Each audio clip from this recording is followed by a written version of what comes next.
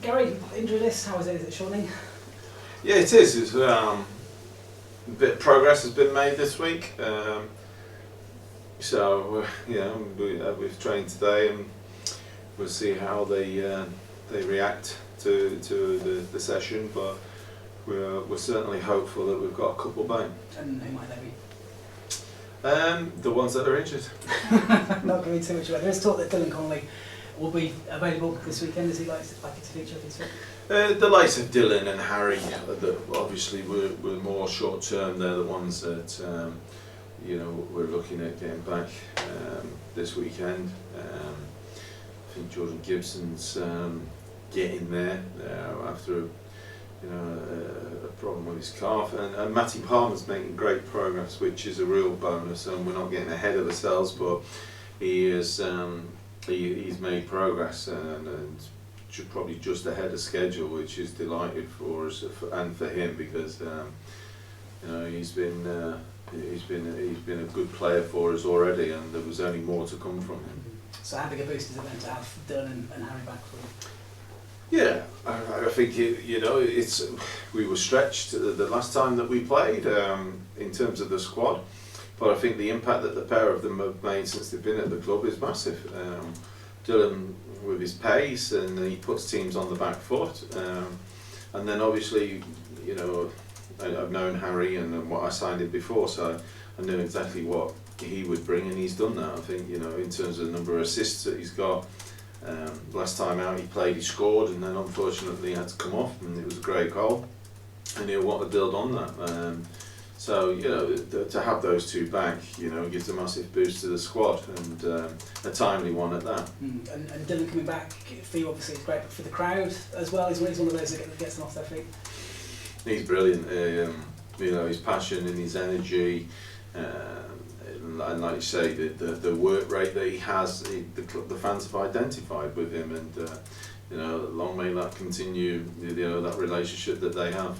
And you mentioned that being stretched. How impressed and how proud are you of the squad of getting through that? I think I've seen a question saying, well, the numbers have been fewer, the squad sort of got tighter. Yeah, no, definitely. I think that's why you do your work in the summer, is to make sure you have the squad. And we said all along, it's a squad game, not a team game.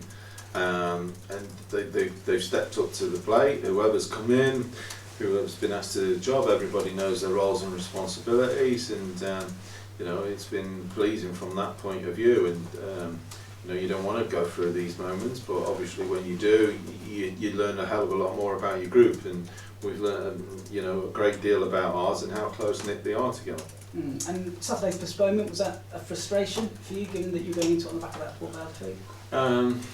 I think a frustration, because obviously you've then got to rearrange that and try and fit that in. I think you always want a game as quickly as you can following a defeat, but I think the manner in obviously the way that we played the second half, confidence levels are very high still amongst the group, and then it was just.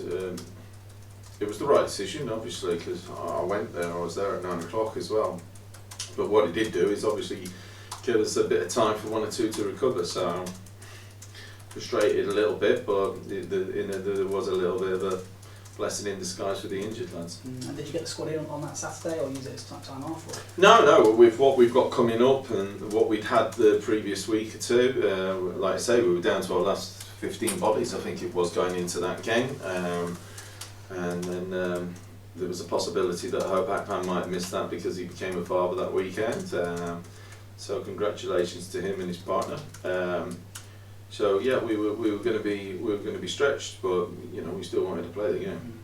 So how do you see this game then? Is it a case of bouncing back from a defeat, or building on what you saw as a positive second half? Both really. I think you always want to try and come back strong again, and the group that we have. They want to do that. The way that they've trained all this week has been particularly impressive. The intensity of which they've been at, and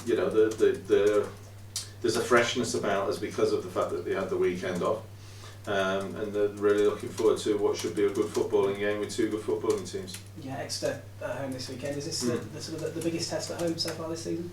But it's the next game, so the next game's always the biggest test. And so, like I say, they were up there all last season until I think the very last game they might have just dropped out of the playoffs.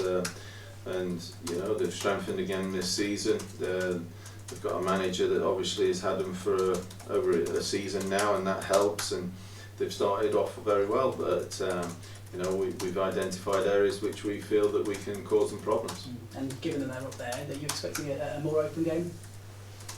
I think it will be like I say, two footballing teams trying to play the right way. The game will be obviously an entertaining one, and how open we'll see how it goes throughout the course of the game.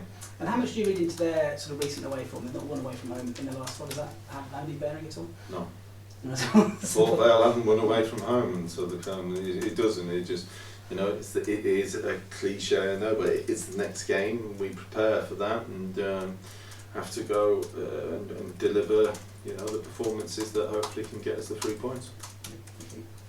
Of course, the weather's going to make the ground somewhat softer than normal. Does that affect the way you play at all?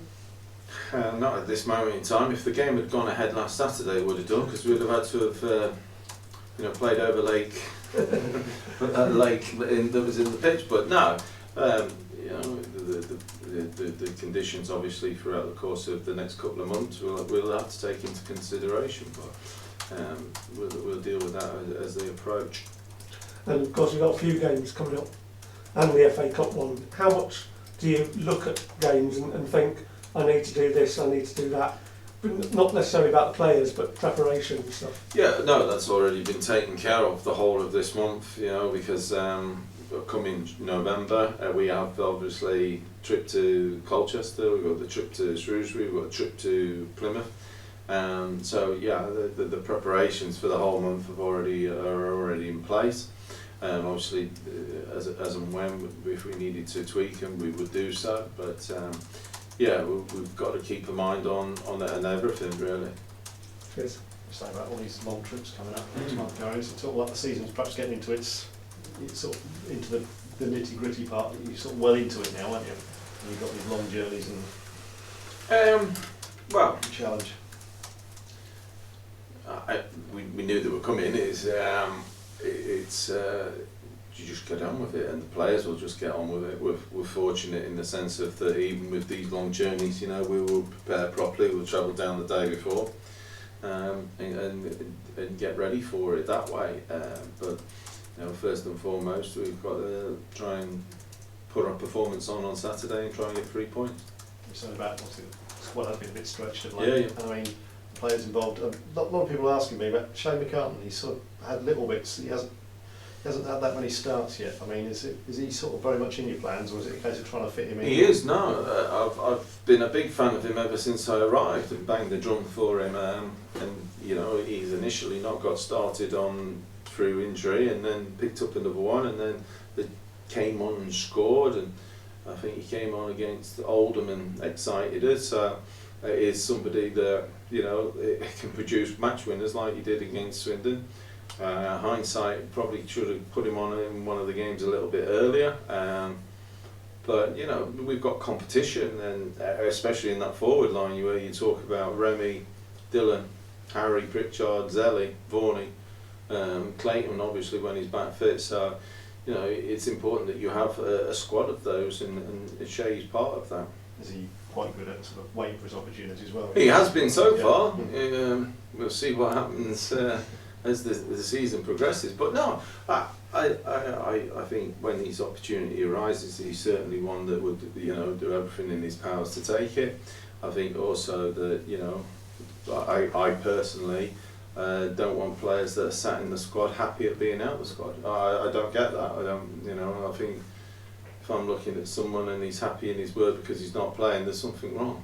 And the fact that, as you say, it has been a stretch squad of late, so that people being in and out, it's helped in that way, isn't it? Because everyone's sort of felt part of it. It's not a case of someone sort of thinking, I'm not going to get a game, whatever happens here. No, of course not. But we worked very hard to make sure everybody was felt part of the squad from day one of pre-season, and it certainly does help, obviously, when there's games. But you can bet your bottom dollar that there'll be situations coming soon where I'll be back to leaving people out, and that's the tough part of the job, but you have to do it.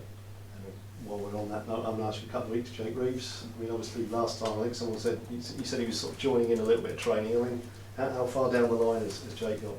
Yeah, a bit further. Is he involved in any sort of tackling at all? Yeah. No, to be fair, on a serious note, he has joined in now for the last couple of weeks, minimum, where he's done the majority of the sessions, if not all the sessions, and we're going day by day with it on him.